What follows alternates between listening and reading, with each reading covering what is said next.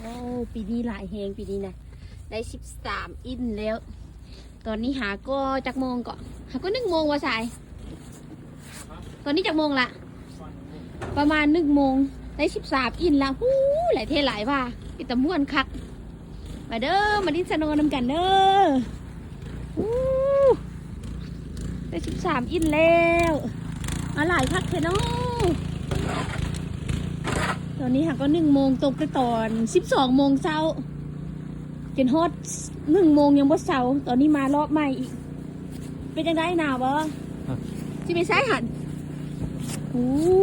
มันหนาวเท่อู้มันม่วนคักแค่นั้นวันนี้เนาะ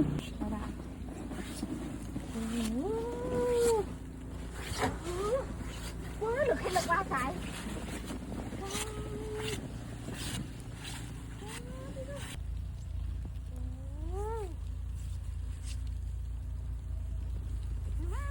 ชอบที่งามป่ะใช่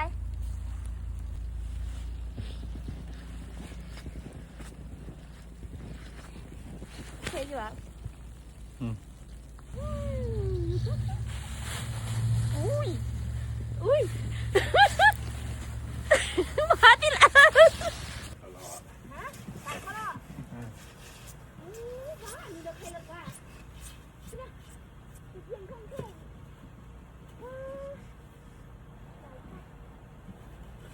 เราไปคุยเลยว่า